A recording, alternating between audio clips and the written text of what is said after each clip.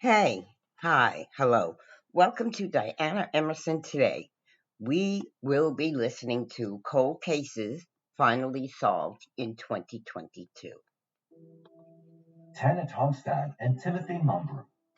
Feedback. Tana M. Togstad was born on August 20th, 1968, in New London, Wisconsin. Tana had one older sister, Veronica, and one older brother, Richard. 2 years after Tana's birth, a younger brother, Jeffrey, was born. Unfortunately, their father, David, died in 1985. The family was distraught, but Tana did not let the sadness overcome her. In 1987, she graduated from New London Senior High School.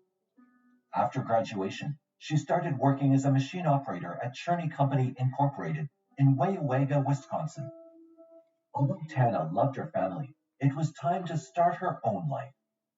In 1991, Tana, 23, started dating 35-year-old Timothy Mumbrew and moved out to a farmhouse on Butternut Ridge Road in Royalton, in Waupaca County.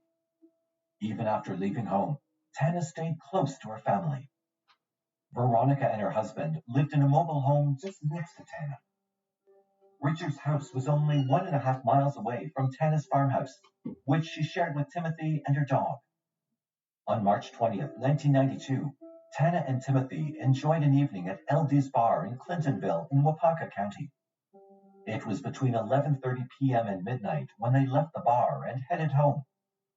As the dawn broke, around 4 a.m. on March 21st, 1992, Veronica woke up to a noise and saw a suspicious truck backing out of her sister's driveway and heading west.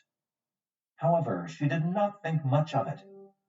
The following day, nobody heard anything from Tana and Timothy, so the authorities were called to do a welfare check at the farmhouse that the couple shared. On the afternoon of March 22nd, 1992, Waupaca County Sheriff's Office Detective Donald Berglund conducted the welfare, which ended in a grim discovery. Inside the bedroom, he found Tana Togstad, Timothy Mumbrew, and their dog. All three had been brutally stabbed to death. Numerous print impressions were discovered at the crime scene, some of them in the blood of the victims. However, no weapons were located at the scene. Both Tana and Timothy's families were devastated to hear the news. They stated that neither Tana nor Timothy had any enemies, and they had no idea who could have committed the atrocious act. The bodies were taken to the medical examiner's office for further inspection. After the autopsies were done, it was revealed that Timothy was stabbed multiple times while he tried to defend himself. He had numerous injuries on his neck, head, and chest, with various perforations of the heart and lungs. On the other hand, Tana died from a single stab wound to the chest that penetrated her left lung. The only physical evidence of the killer that police found was the bodily fluid found on Tana's body. However, when the DNA was tested, there was no match present in the criminal database. For years, authorities worked on potential leads, interviewed hundreds of people, and even took DNA samples from possible suspects. But nothing ever came of it, and the case eventually grew cold. In 2013, a person of interest was identified, a man named Glendon Gauker, who was already charged with the killing of a man and rape of his girlfriend in 1990. But he was never officially charged with Tana and Timothy's murder. As Tana and Timothy's families wondered about the culprit, without solid leads, the case turned cold. Over the years, there were many false leads that led nowhere. The case finally reopened after a DNA sample was obtained from a pen used by the suspect during a traffic stop on July 6, 2022. Forensic tests showed that it was a complete match to the DNA found on Tana Togstad's body. That man was 51-year-old Tony Haas, whom police had long suspected of the murder. Tony Haas was not a stranger to the Togstad family. Both families lived in the same community and knew each other well. However, he had a much deeper connection to the family. Haas was 7 when his father died in a snowmobile accident. He was racing with 2 other snowmobiles when the crash killed him, and Tana's father was the driver of one of the other snowmobiles involved. On the night of the murder, Haas, 22 at the time, was drinking heavily and, for some reason, started thinking about his father's death 15 years earlier. According to his later statement, in a drunken stupor, he headed to the home of Tana Togstad. It is not clear what intention he had behind the decision, but Haas claimed he did not intend to hurt anyone. Unfortunately, the actions he took did not align with that. When Tony was taken in for questioning, he initially denied any connection to the crime. But as the interview went on, he revealed that on the night of the murder, he had been going from bar to bar, drinking heavily by himself. He said that afterwards, he got nervous when he saw the murder on the news, remembering the snippets from the previous night. He claimed that he was afraid he had been involved, but could not remember the events clearly due to his drunken state. According to what investigators were able to piece together from his statement, inside the farmhouse, he got into a fight with Timothy and fatally stabbed him with a knife. As Tana yelled, Tony punched her in the face and stabbed her in the chest, killing her. He again said he did not remember what happened that night clearly. When asked why he did not notify the authorities, he stated he did not want it to look like a planned attack. On August 12, 2022, Tony Haas was charged with first-degree premeditated murder and is currently being held on a bond of $2 million. Tana's brother, Richard, said he was happy the culprit had finally been found. He stated that, while he didn't know Haas personally, he knew his family and felt bad for them. Tana's mother, Helen, died at peace on August 14, 2022, after learning who was responsible for her daughter's untimely demise.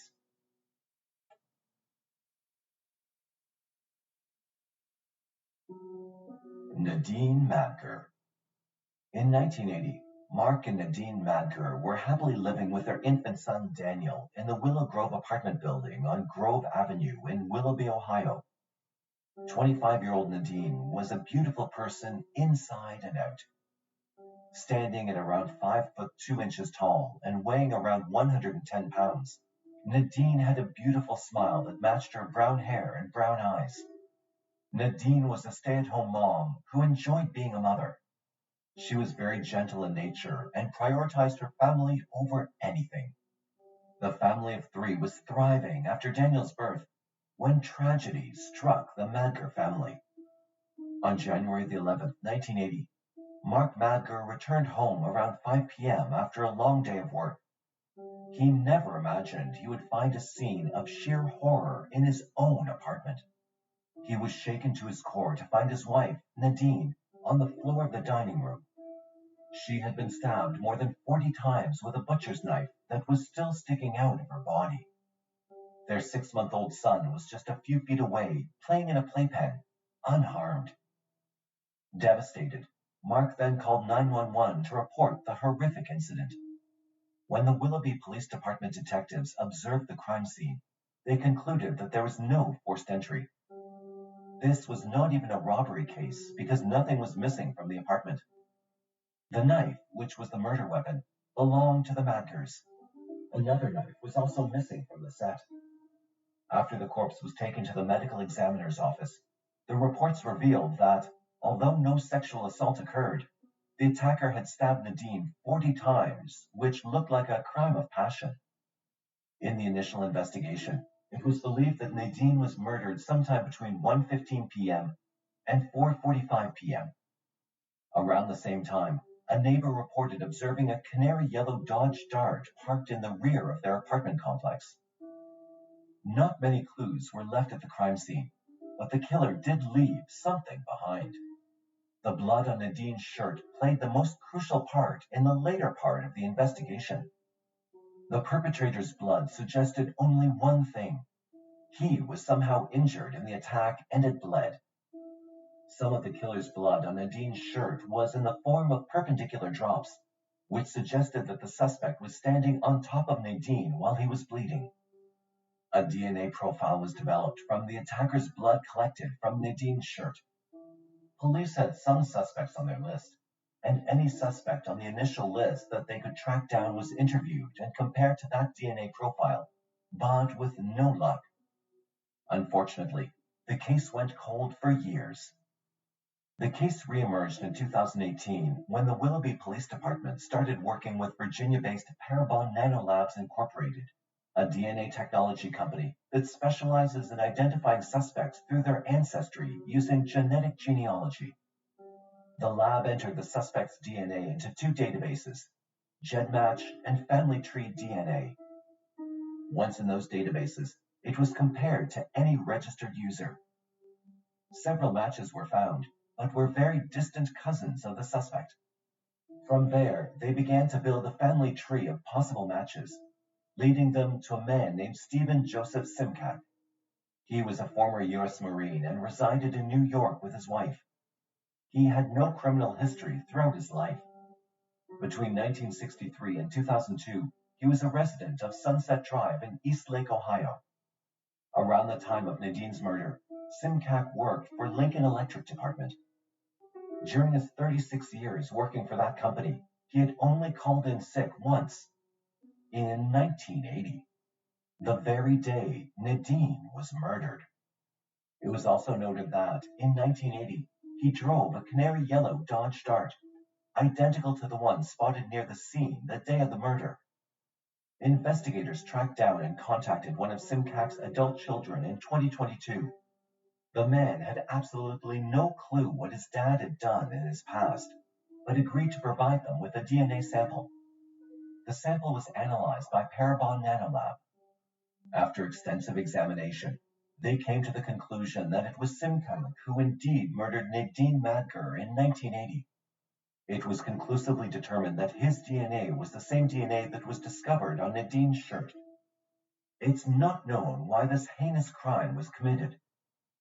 Investigators do not have any information on whether Simcak knew her, or if it was a targeted killing. Unfortunately, all these questions will forever linger, as Simcak passed away from natural causes in 2018. Nadine's husband, Mark Madger, said that he has nothing against the Simcak family, but wants them to understand what kind of a person Simcak really was. He was quoted as saying, "If there's a hell, I know he's in it, and I hope he rots there." If there's a place in hell, I know he's in it, and I hope he rots there. Nadine's son, Daniel, now 42 years old, has also expressed anger because the culprit passed away as a free man without having to face justice. However, he's relieved that they can finally put a face and a name to his mother's killer.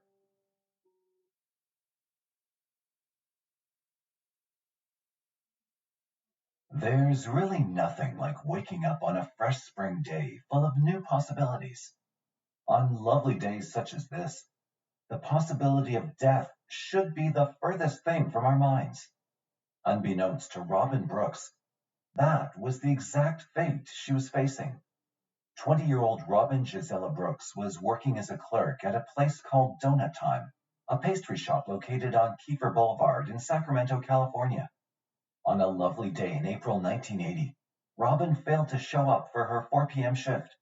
It wasn't like her to not show up without giving notice, especially since she lived only a block away. Something wasn't right.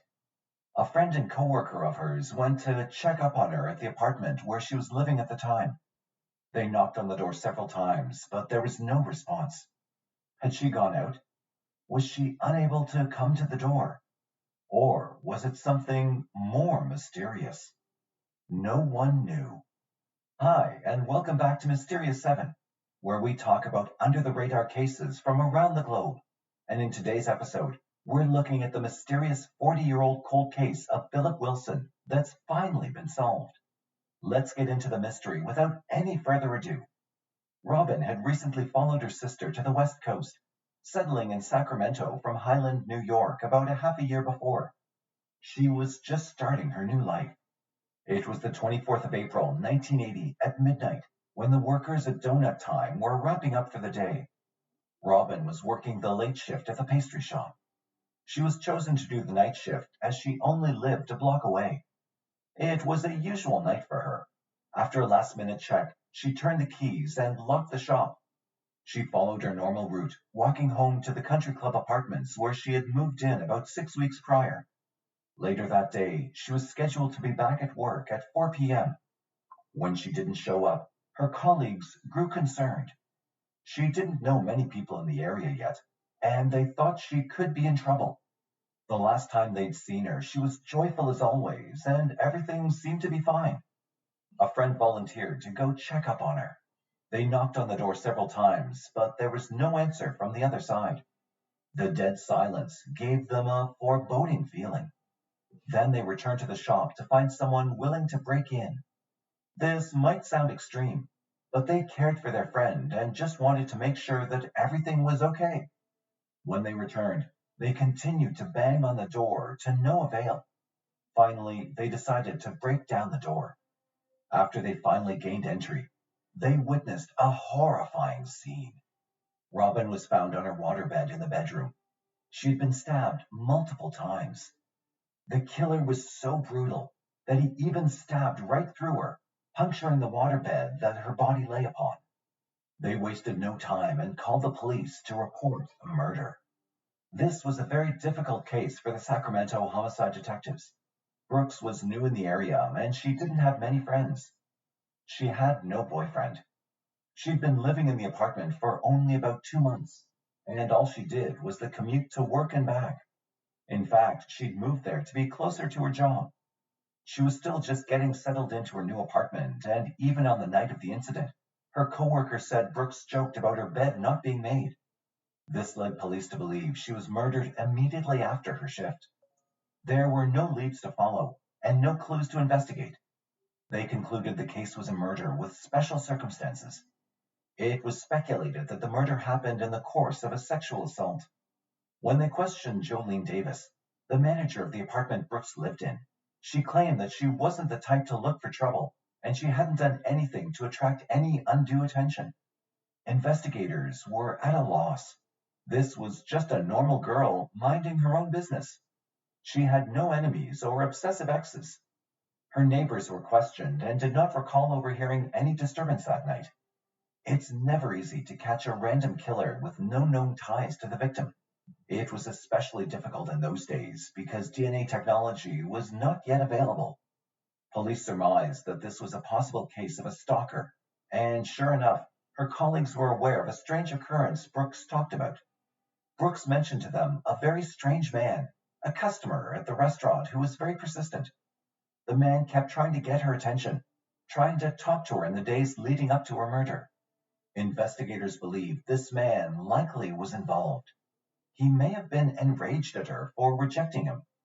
Unfortunately, Brooks never really described the man. This was before there were CCTV cameras everywhere. There was no way for investigators to know who this mystery suspect was, and the lead fizzled out. Detectives believe there was a high chance that the man was secretly following Brooks. How else would he know where she lived? Brooks had been working at the donut shop for 6 weeks, and the man who had been trying to get her attention might have been keeping an eye on her, watching her comings and goings. The attack seemed to have been planned and devised after careful observation. Fingerprints were found on the windowsill. It was theorized that the murderer must have entered the apartment through the window, waiting for Brooks to return from work, and as soon as she entered and locked the door behind her, she was attacked and raped. The neighbors did not overhear any kind of disturbance, as she did not have any time to react. The intruder and attacker must have been a strong man, strong enough to overpower her. They believed the initial motive would have been a sexual assault, but if she recognized this man, he would also have to kill her. The incident likely happened in a rush. The brutality with which the crime was committed suggested a grudge murder, yet she had no known enemies. Investigators collected and sent blood evidence in for testing. Back in 1980, the information we could retrieve from the blood was limited. They could get the blood type, among other things, but not the intricate details. The investigation found that there was blood at the scene that did not match Brooks. This pointed to the murderer somehow cutting himself during the stabbing. Investigators now had 2 pieces of DNA evidence, from the blood of the murderer and his semen. Unfortunately, there wasn't much they could do with it at the time. In 1980, they had no way to process the DNA. There was no combined DNA index system or CODIS back in those days. It was available only after 1994, and what they had was very limited, only to be used by the FBI. usually to find missing people. Even the fingerprint testing system wasn't as efficient as it is now. AFIS, or Automated Fingerprint Automation System, although it existed, wasn't widely available until 6 years later in 1986. Despite the case being reviewed and worked on thoroughly, it went cold. The police closed Brooks's file and stacked it with the other cold cases. In the early 2000s, significant progress was made in DNA forensics, and we began gathering data and creating a database for DNA comparison. These DNA databases were made available to law enforcement agencies across the country. This was an incredible breakthrough, yet if the DNA you were looking for had not been uploaded to the database because that person had never been arrested for a serious crime, then it was useless. The real break in this case, though, would not come until 2017, when the Sacramento County Sheriff's Office investigators got Parabon Nano Labs involved. The Parabon Nano Labs is a Virginia-based laboratory that offers forensic genealogy services. This technology can produce something called Snapshot, which is formulated by using DNA phenotyping to produce an unknown individual's ancestry and physical appearance. The investigation had a new lead. They had a scientifically rendered likeness of the person who killed Brooks. The technology was a success, and so the authorities reopened Brooks's file, and using the DNA profile developed by Parabon, they built a family tree for Brooks's killer. The police gave the news to the Brooks family, and their plea for justice was ignited again.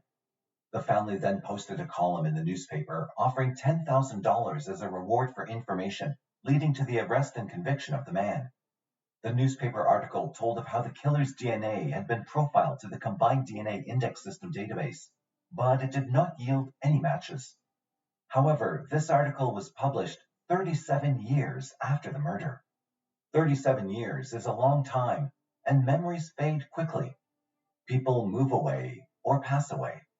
The odds of someone remembering something for this new sketch were low, yet the family was hopeful. They say time heals. But how can one ever forget such a brutal crime? How can one live knowing that they've done something so terrible? Brooks's family had been suffering the loss for such a long time, and to know that the man who did this is free, and worse, could still be committing similar crimes, was agonizing. Maria Eric Brooks, Brooks's sister, still holds the guilt in her heart because Brooks followed her out to Sacramento. The police, however, were still working on the genetic angle.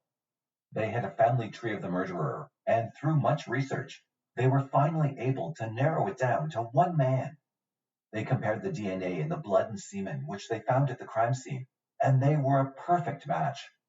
The fingerprints were also a match. They finally had a name: Philip Lee Wilson. It was exactly 40 years to the day, April 24th, 2020, when Sacramento law enforcement officials announced that they'd finally arrested the man who raped and killed 20-year-old Robin Gisela Brooks. He was 31 years old at the time of the murder and lived in a rental home on Happy Lane, less than 2 miles from Brooks's apartment. He was 71 years old when he was arrested in his home in North Sacramento. When he was put before the court, the prosecutors pointed out that the DNA also matched the evidence in a rape case which occurred 3 weeks before the murder. Deputy District Attorney described Philip Wilson as a charismatic man who had a lot of friends. It's baffling to know a man who seemed so friendly could have those types of skeletons in his closet. Officials speculate that Wilson killed her just to fulfill a sick fantasy. The family waited exactly 4 decades before they found the man who had turned their lives upside down. It's interesting how life works. The guilty verdict came to him on his 72nd birthday. That's a birthday present he can cherish for the rest of his sad life. He'll be celebrating all of his birthdays in the future behind bars. Hopefully, the family finds some comfort in knowing this.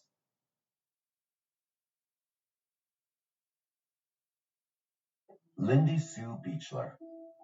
Lindy Sue Little was born on January 31st, 1956. Lindy's parents separated when she was young, and she stayed with her mother. Her father remarried and had a little boy named Mike. Lindy and Mike were very close, and he has remained a steadfast advocate of his half-sister for over 35 years. Lindy and Philip Beechler were high school sweethearts. In October 1974, the couple got married, and Lindy officially became Lindy Sue Beechler.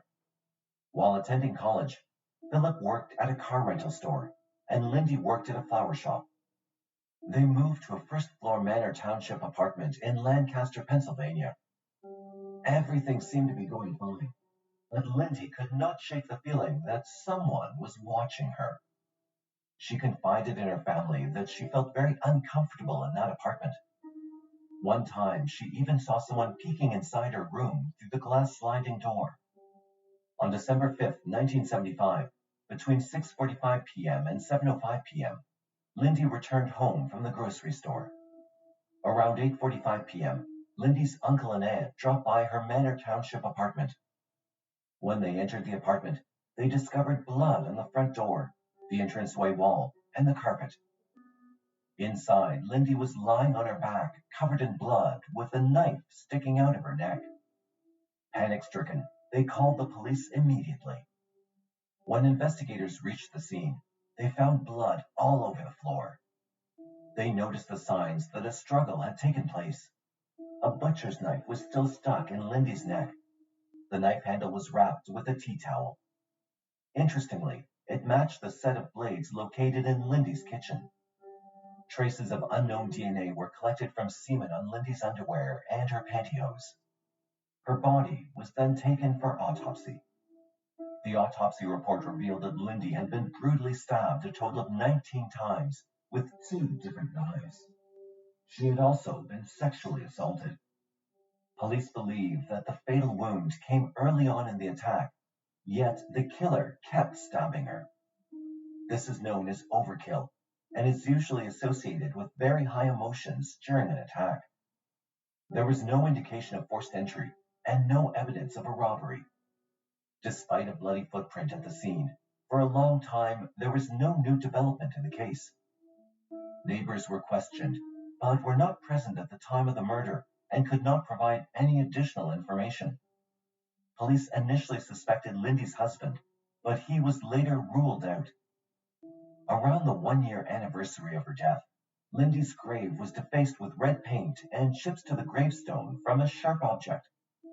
A letter soon followed claiming responsibility for both the vandalism and the murder. Police later determined that this was a hoax. In 1997, a DNA profile was developed. In 2000, it was uploaded to the CODIS database, but no match was found, and the case remained closed.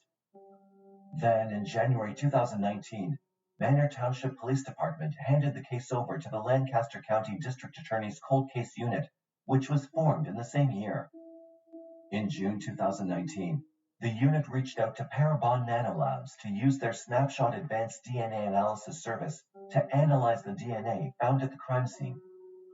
In September 2019, the investigators released 2 different composites developed by Parabon based on the DNA evidence. These composites helped in sketching the suspect's appearance, including skin tone, eye color, and hair color. The images show the killer at 2 different ages and how he would have changed over the years, from 25 to 65. In 2020, C.C. Moore, the chief genetic genealogist at Parabon Nanolabs, began digging deeper into the case by using genetic genealogy, which uses an unknown suspect's DNA to trace his or her family tree. She did not get a match right away. However, she was able to find very distant relatives. After months and months of scouring through documents, she was able to identify a suspect. It turned out that the suspect was hiding in plain sight all these years, and no one had a clue. It was David Sinopoli, a neighbor of Lindy who, at the time of her murder, lived in the same apartment complex. Yet police still needed to obtain a sample of his DNA to make an arrest. In February 2022, investigators tailed Sinopoli and recovered a coffee cup he had used and had thrown away at the Philadelphia International Airport. Reports from the labs later confirmed the DNA on Sinopoli's cup and DNA collected from the semen on Beechler's underwear and pantyhose were a match. Just as in Nancy Benelak's case, the motive for the horrific murder remains unclear, and the only connection between the two was the apartment complex they both lived in. In July 2022, 68-year-old Sinopoli was arrested and charged with Lindy's murder. He's currently being held without bail at the Lancaster County Prison. It's a relief to all that with the help of genealogy, Lancaster's oldest cold case has finally been solved.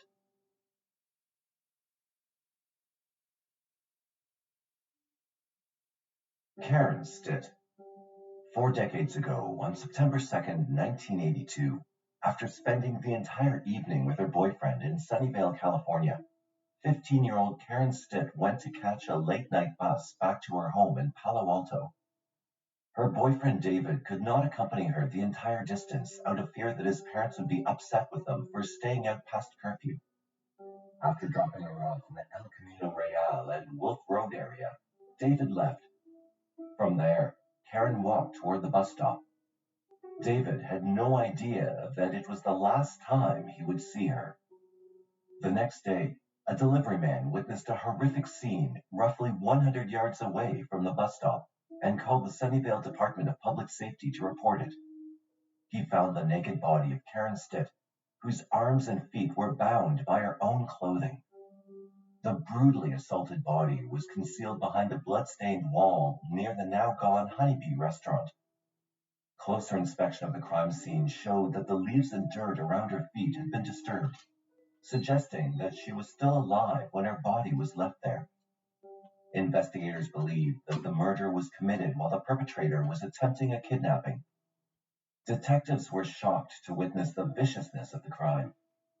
After identifying the body and contacting the family, the corpse was taken to the medical examiner's office. The autopsy revealed that the 15-year-old girl had been sexually assaulted and fatally stabbed more than 60 times. Multiple stab wounds were found on her neck and chest areas. Although nobody knew who could have committed such a heinous crime, the murderer himself left his mark in the form of bodily fluids on Karen's body. During the initial investigation, David, the boyfriend, was the suspect, but he was quickly ruled out by DNA evidence. Investigators also came across a possible witness, a machinist who saw a suspicious old-fashioned truck parked with its parking lights on near the area where Karen's body was later found. Although detectives urged the public to come forward if they had information about Karen's murder or the truck, their search remained fruitless. They investigated other possible leads, but nothing ever came of those either.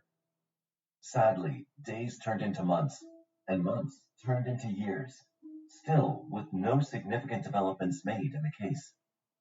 In 2000, a DNA profile was created from the DNA obtained as physical evidence at the crime scene and run through CODIS, the FBI's national database, but there were no matches. Amazingly, a valuable tip regarding Karen's murder came in after almost 40 years of silence. In 2021, Detective Matt Hutchison received a tip that pointed to one of 4 brothers from Fresno, California, as the murderer of Karen Stitt. Hutchison reopened the case and started his own investigation. By April of 2022, Detective Hutchison, using genetic genealogy, had ruled out all of the brothers except one. He zeroed in on 75-year-old Gary Ramirez. Detectives did not have access to Gary's DNA, as by then he was living in Hawaii. However, they were able to obtain a DNA sample from his child. In early 2022, the sample was sent to the lab for DNA analysis. The result identified Gary as the likely source of the DNA obtained from the crime scene. Detectives believe Gary kidnapped Karen from the Sunnyvale bus stop and then brutally raped and killed her before dumping her bloody body nearby. Gary, a former bug exterminator, had no criminal history, which is why his DNA was not present in the CODIS database. On August 2nd, 2022, Gary Ramirez was taken into custody and charged with Karen Stitt's murder from his home in Maui, Hawaii. The date of his first court appearance is pending. If found guilty, he could face up to life in prison without the possibility of parole. After 40 years of uncertainty, Karen Stitt's family finally got the answers they had desperately wanted for so long.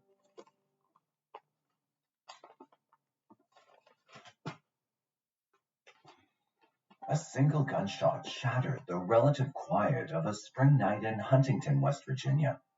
A shadowy figure dissolved into the darkness surrounding the alley. Police arrived to find a young woman brutally beaten with a single gunshot wound, barely clinging to life. The sensational case garnered much interest in the area for a time, but grew cold as leads dried up over the years.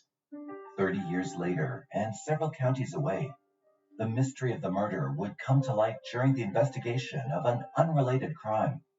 Who was responsible for murdering a young woman trying to build a new life for herself?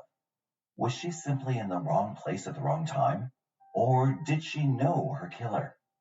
Welcome back to Mysterious 7. Today we're looking into the 30-year-old cold case of Melissa Martinez that was finally solved in 2022.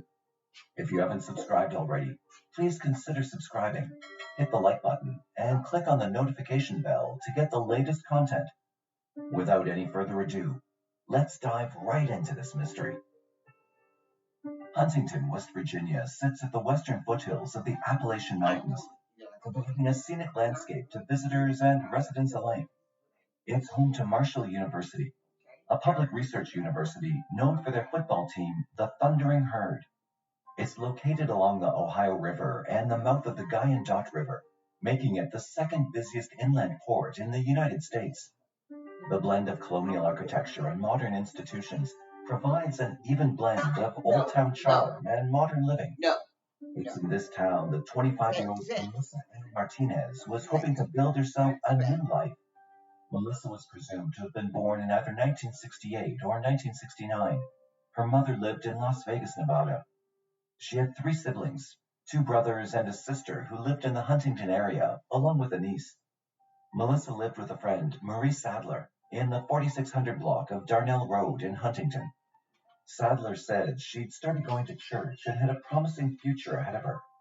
According to a former assistant chaplain at Cabell County Jail, John Person, Melissa had rededicated her life to Christ just 2 months before her death.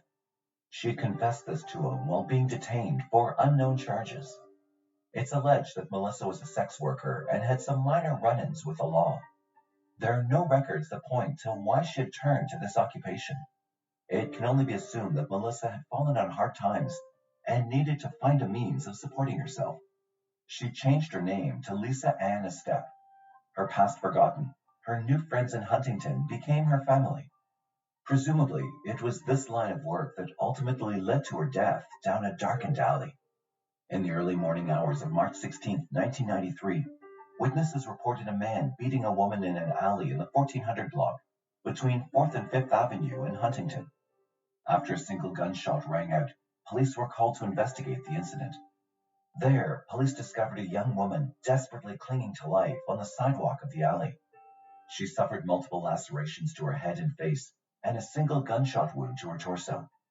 Working against time, medical personnel rushed her to Cabell County Hospital. Unfortunately, their efforts were in vain as Melissa succumbed to her injuries shortly after arriving.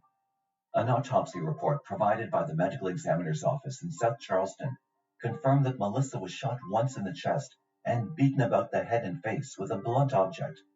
Wasting no time, police canvassed the area and began looking for answers among the witnesses to the crime. A couple who lived in the area and knew Melissa said the shot rang out like a cannon and woke them from their sleep. Dozens of interviews were carried out, and police at the time did have a potential prime suspect. Witness statements pointed investigators towards Ricky Louis Woody. The 30-year-old man was interviewed by police. No clear link was found that could establish a connection between Woody and Melissa. No known relationship existed between the two. The lack of sufficient evidence did not allow for police to formally charge the man. He was released, but remained a person of interest. Meanwhile, the investigation dragged on. The hype created by the media in regard to the occupation of the victim followed investigators at every turn. The lack of progress in the case led many to believe that perhaps the police just weren't doing enough to solve the murder. In a 1993 interview with newspapers, Huntington Police Department Detective Carl Brooks said that the case was dependent on leads. Where we go from here depends on where the leads take us. Police, at the time, continued to investigate the murder of Lisa Ann Estep. They were unaware at that time that this was an alias. Only after a thorough investigation did investigators discover her legal name was actually Melissa Martinez. Upon discovering the true identity of the victim, police made contact with her family. Melissa's family requested anonymity for fear of being publicly shamed due to her occupation. In an anonymous interview with local newspaper The Herald Dispatch in 1993, one of her brothers said that they were never quite sure as to why Melissa chose to do sex work. He described it as her lifestyle. Although the family wished to remain anonymous, he expressed that he still loved his sister and voiced fears the police would let the investigation drop once the sensationalism surrounding the crime died down.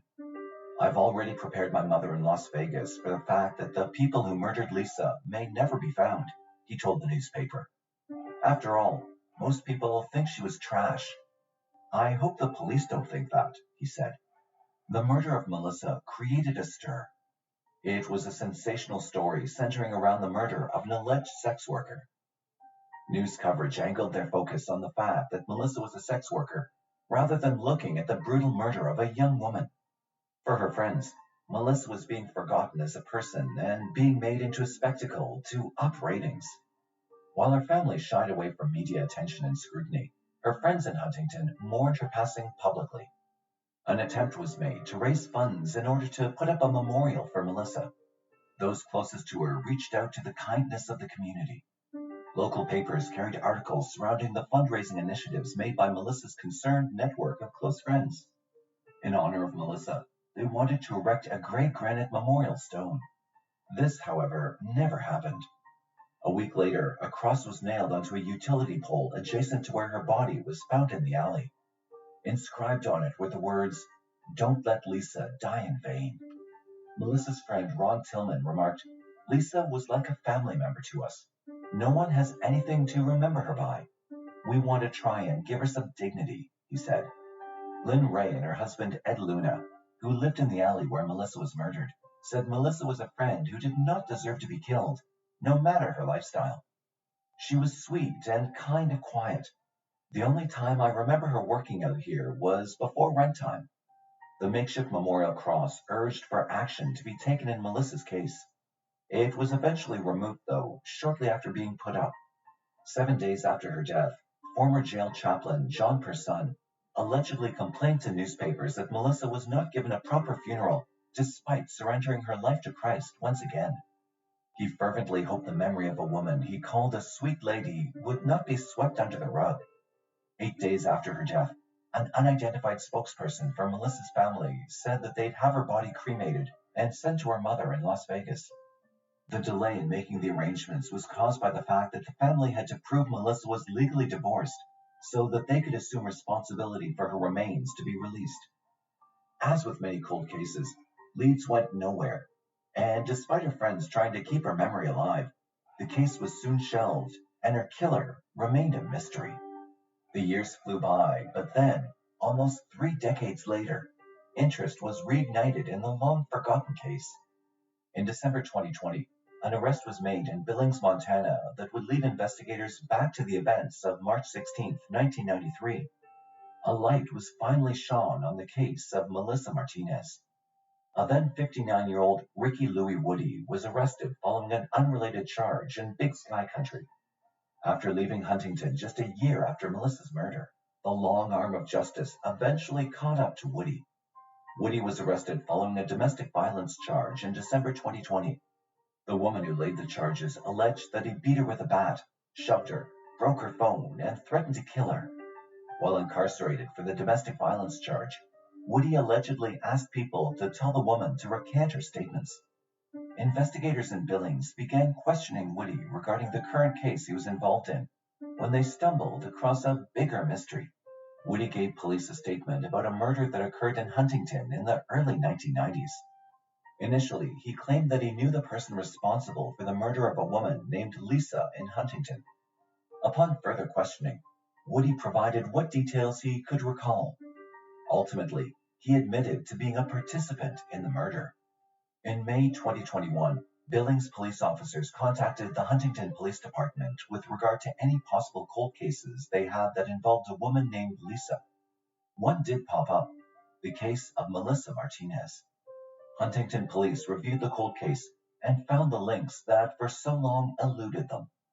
Woody was the only possible suspect in the case during the initial investigation. Without the evidence they needed back then, they had no option but to let him go. Investigators from Huntington made the trip to Montana and re-interviewed Woody in September 2021, where he was being held at the Yellowstone County Detention Facility for the domestic violence matter he'd been arrested for. Satisfied with the evidence, they returned to West Virginia with the confession they needed to link Woody to the murder of Melissa.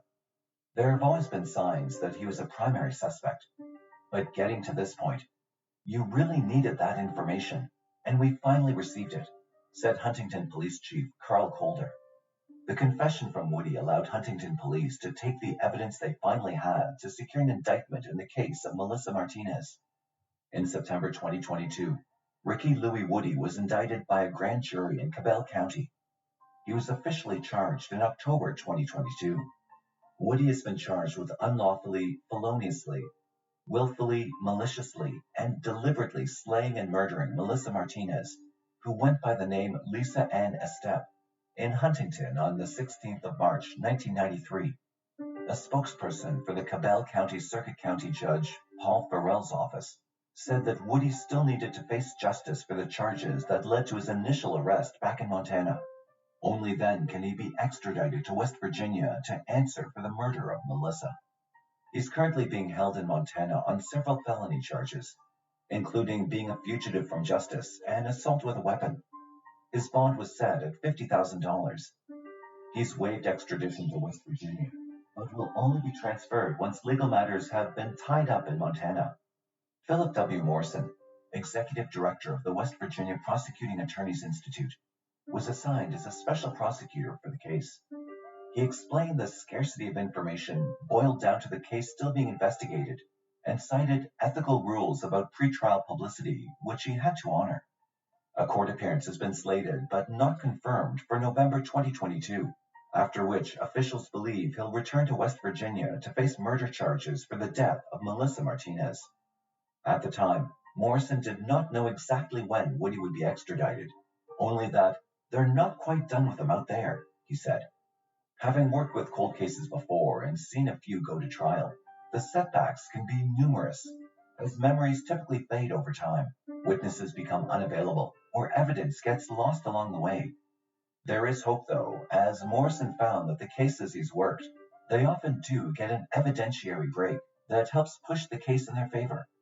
Following the arrest of Woody, Huntington Police Chief Carl Colder said that Melissa's family were informed of the breakthrough. He hoped that it gave them some sense of closure. He commended the hard work done by police that went into solving the case. Colder thanked both the Billings Police Department and Huntington Police Department for their ability to work together in seeing the case to its end. We want the public to know that we're not going to just shut down the case.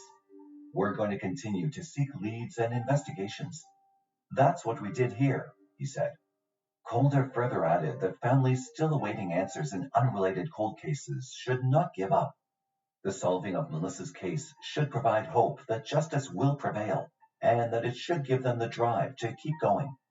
It gives them hope that we're going to continue our efforts to investigate. We're going to also be vigilant in bringing those to justice who deserve to be brought to justice, said Colder. The cases for which Woody's been charged remain ongoing in both Montana and West Virginia. The solving of Melissa's case gives hope to many families who have suffered similar fates. It proves that no matter how long it's been, the answers to unsolved murders will be found, even in the most difficult of circumstances. Once again, dedication to the job and teamwork has proved that no stone will be left unturned in seeking the truth to unsolved crimes. What are your views on the solving of cold cases? Do you believe justice will eventually be served upon the one responsible for the crime sooner or later? Perhaps you or someone you know awaits the answers to a mystery that's plagued them for years. Let us know your thoughts in the comments below. And stay safe and keep watching Mysterious 7.